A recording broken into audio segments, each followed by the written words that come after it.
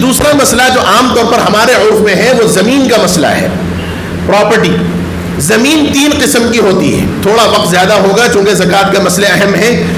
Property 3 قسم کی ہوتی ہے۔ ایک وہ پلاٹ ہوتا ہے یا وہ مکان ہوتا ہے جو آپ بس لے کے چھوڑ دیتے ہیں، کوئی مقصد نہیں ہے، کوئی نیت نہیں ہے، بس لے لیا، پراپرٹی ہے، لے کے چھوڑ دیا، نہ اس میں تجارت کی نیت ہے، نہ اس میں رہنے کی نیت ہے، نہ اپنے بچوں کے فیوچر کے واسطے کوئی نیت ہی نہیں ہے، بس لیا چھوڑ دیا۔ بعض لوگ ہوتے ہیں ان کو پیسہ گھر میں رکھنے کے بجائے پراپرٹی میں انویسٹ کرنا زیادہ بہتر نظر آتا ہے، ہر ایک کی اپنی اپنی سوچ ہے۔ تو اگر پلاٹ ہے یا مکان ہے یا کوئی چیز ہے جس پہ کوئی نیت نہیں ہے تو اس کے اوپر کوئی زکوٰۃ لازم نہیں ہے، کوئی زکوٰۃ لازم نہیں ہے۔ زکوٰۃ اگر نہ دیں گے تو اللہ دل کے حالات کو تو جانتا ہے، مسئلہ بتانا میرا کام ہے۔ اب اگر زکوٰۃ سے بچنے کے واسطے نیت بدل لیں، صاحب کچھ بھی نیت نہیں ہے، تو اللہ جاننے والے ہیں۔ مسئلہ بتا رہا ہوں، خریدتے وقت آپ کی کوئی نیت نہیں تھی، چھوڑ دیا، دیکھیں گے بعد کی چیز ہے، اس کے اوپر کوئی زکوٰۃ لازم نہیں۔ دوسرا، آپ نے خریدا اس مقصد سے کہ اس میں مجھے مکان بنا کے رہنا ہے، اپنے ذاتی استعمال میں لانا ہے، اس پہ بھی کوئی زکوٰۃ لازم نہیں۔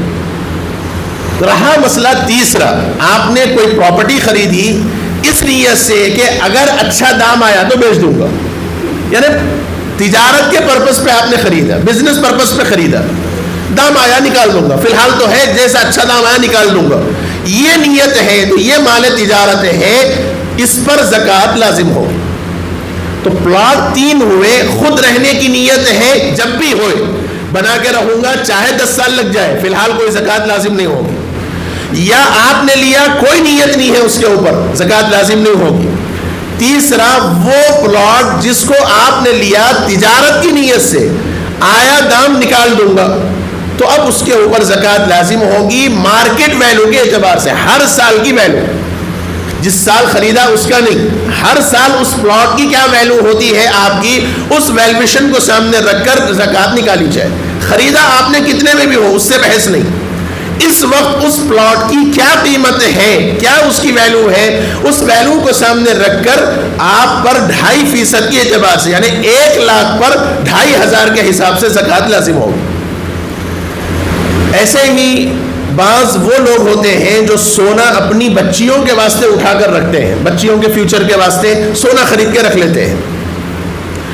اگر بچی بالغ ہے اور بچی کی ملکیت میں نہیں دیا آپ نے، سونے پہ ملکیت آپ ہی کی ہے، تو پھر زکوٰۃ لازم ہوگی، چاہے بچیوں کے واسطے آپ نے اٹھا کر رکھا ہو۔ لیکن اگر بچیوں کے ملکیت میں دے دیا اور بچی بالغہ ہے تو پھر اس کے اوپر بھی زکوٰۃ لازم ہوگی۔